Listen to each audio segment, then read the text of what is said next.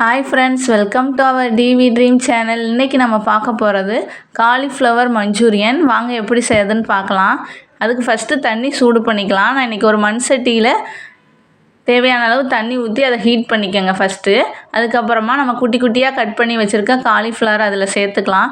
எப்போ காலிஃப்ளவர் சமைச்சாலும் அதை சுடுதண்ணியில் போட்டு எடுத்து தான் நம்ம குக் பண்ணணும். ஏன்னா அதில் குட்டி குட்டி பூச்சிலாம் நிறைய இருக்கும். அதே மாதிரி காலிஃப்ளவருக்கு கொஞ்சம் மருந்து அடிச்சிருப்பாங்க. நம்ம சுடுதண்ணியில் போட்டு எடுக்கும்போது ரொம்ப நல்லது. இதோட கொஞ்சமாக மஞ்சள் தூள், கல் உப்பு சேர்த்து ஒரு கொதி வந்தால் போதும். நம்ம 65 செய்யும்போது அதில் பாதி குக் ஆகிடும். அதனால் ஒரு கொதி வந்தோடனே ஆஃப் பண்ணிடுங்க அடுப்பை. இப்போ இதை வடிகட்டி எடுத்து வச்சுக்கோங்க காலிஃப்ளவரை. இதுக்கு ஒரு மசாலா செய்யணும். அதுக்கு ஒரு பவுல் எடுத்துக்கோங்க. 2 டேபிள் ஸ்பூன் அளவு கார்ன்ஃப்ளவர் மாவு, 2 டேபிள் ஸ்பூன் அரிசி மாவு, 2 டேபிள் ஸ்பூன் அளவு மைதா மாவு சேர்த்துக்கோங்க. இதோட கொஞ்சமாக மஞ்சள் தூள் சேர்த்துக்கலாம். இன்றைக்கி காரத்துக்காண்டி நான் மிளகாய் தூள் சேர்த்துருக்கேன். உங்களுக்கு எந்த அளவு காரம் வேணுமோ அந்தளவு நீங்கள் மிளகாய் தூள் சேர்த்துக்கோங்க. இது கூட கொஞ்சமாக உப்பு சேர்த்துக்கலாம். தூள் உப்பு சேர்த்துக்கோங்க. இப்போ இதிலே கொஞ்சமாக தண்ணி சேர்த்து நமக்கு தேவையான அளவு தண்ணி சேர்த்துக்கோங்க. ரொம்ப தண்ணி சேர்த்து மிக்ஸ் பண்ணிடாதீங்க. இதில் லைட்டாக லெமன் புழிஞ்சிக்கலாம். இந்த மாதிரி தோசை மாவு பதத்துக்கு பிசைஞ்சுக்கோங்க. காலிஃப்ளவர் சேர்க்கும்போது தண்ணியை நல்லா வடிச்சிட்டு சேருங்க. இல்லாட்டி மாவு கொஞ்சம் திரும்ப தண்ணி ஆகிடும். இப்போ நம்ம இதை எண்ணெயில் போட்டு எடுத்துக்கலாம். அதுக்கு ஒரு பாத்திரத்தில் எண்ணெயை நல்லா ஹீட் பண்ணிக்கோங்க. இப்போ நம்ம ரெடி பண்ணி வச்சுருக்க காலிஃப்ளவர் மசாலாவையும் இதில் சேர்த்துக்கலாம். கொஞ்சம் கொஞ்சமாக சேர்த்துக்குங்க. நான் இன்றைக்கி கொஞ்சம் காலிஃப்ளவர்னால் பாத்திரம் சின்னதாக வச்சுருக்கேன்.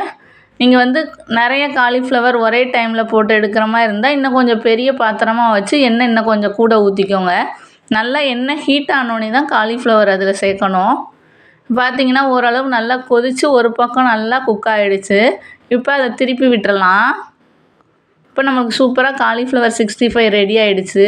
இதே மாதிரி எல்லா காலிஃப்ளவரையும் பொரித்து எடுத்து வச்சுக்கோங்க. இப்போ மஞ்சூரியன் செய்கிறதுக்கு ஒரு பாத்திரம் வச்சுக்கலாம். அதில் நம்ம ஆல்ரெடி காலிஃப்ளவர் பொரித்த எண்ணெயே இருக்கும். அந்த எண்ணெயை இதோட சேர்த்துக்கோங்க. இப்போ எண்ணெய் நல்லா ஹீட் ஆனோடனே ஒரு 10 பல் பூண்டு நல்லா குட்டி குட்டியாக சாப் பண்ணி அதில் சேர்த்துக்கலாம். பூண்டு சேர்க்கும்போது இது நல்ல ஃப்ளேவர், நல்ல டேஸ்ட்டாகவும் இருக்கும். இதோட ஒரு பச்சை மிளகாய் கட் பண்ணி சேர்த்துக்கலாம். பூண்டு நல்லா ஃப்ரை ஆகட்டும். இதோட ஒரு பெரிய வெங்காயம் இந்த மாதிரி குட்டியாக கட் பண்ணி சேர்த்துக்கோங்க. இதில் பூண்டு வெங்காயமும் நல்லா வதங்கி வரணும். வெங்காயம் நல்லா வதங்கினா தான் அது டேஸ்ட் நல்லாயிருக்கும்.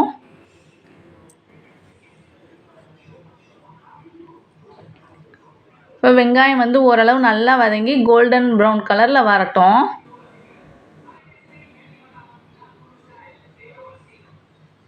இப்போ நம்மளுக்கு வெங்காயம் நல்லா வதங்கிடுச்சு. இது கூடயே நம்ம குடமிளகாய் கேப்சிகம் நான் இன்றைக்கி அரை குடமிளகாய் சேர்த்துக்கிறேன்.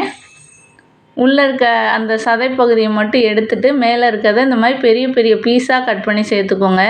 இதோட ஒரு பெரிய வெங்காயமும் பெரிய பெரிய பீஸாக கட் பண்ணி சேர்த்துருக்கேன். இந்த குடைமிளகாயும் பெரிய வெங்காயமும் லைட்டாக வதங்கினா போதும். அப்போ தான் கடிப்படம் நல்லாயிருக்கும் சாப்பிடும்போது. இப்போ இதோட நம்ம சாஸ் சேர்த்துக்கலாம். நான் இன்றைக்கி ஒரு டேபிள் ஸ்பூன் அளவு டொமேட்டோ சாஸ் சேர்த்துருக்கேன்.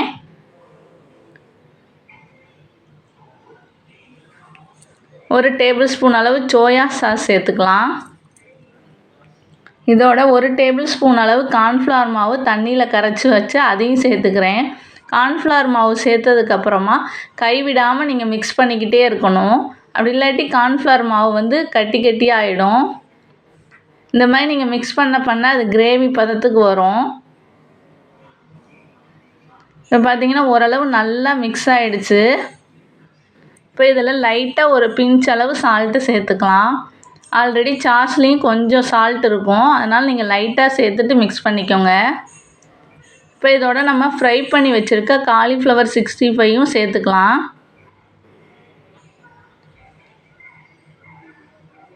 அதையும் சேர்த்து நல்லா மிக்ஸ் பண்ணிக்கிட்டே இருங்க.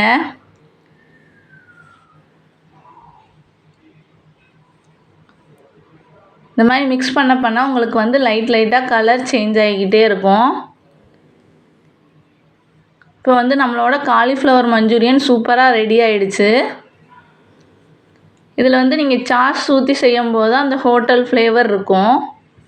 ஹோட்டலில் சாப்பிட்ற மாதிரி அந்த ஒரு டேஸ்ட்டும் கிடைக்கும் உங்களுக்கு. இதோட கொஞ்சமாக கொத்தமல்லி இலை சேர்த்து நான் ஒரு பவுலுக்கு ட்ரான்ஸ்ஃபர் பண்ணிக்கிறேன். நம்மளோட சூடான காலிஃப்ளவர் மஞ்சூரியன் சூப்பராக ரெடி ஆகிடுச்சு. இதை வந்து நான் இன்றைக்கி வந்து ஃப்ரைட் ரைஸோடு சர்வ் பண்ணியிருக்கேன். ஃப்ரைட் ரைஸ்க்கு வந்து ஒரு சூப்பரான சைட் டிஷ்னால் காலிஃப்ளவர் மஞ்சூரியன் தான். என்னோட இந்த வீடியோ உங்களுக்கு பிடிச்சிருந்தா லைக் பண்ணுங்கள், ஷேர் பண்ணுங்கள், சப்ஸ்கிரைப் பண்ணுங்கள். காலிஃப்ளவர் மஞ்சூரியன் செஞ்சு பார்த்துட்டு எப்படி இருந்ததுன்னு கமெண்ட் பண்ணுங்கள். தேங்க்யூ ஃபார் வாட்சிங்.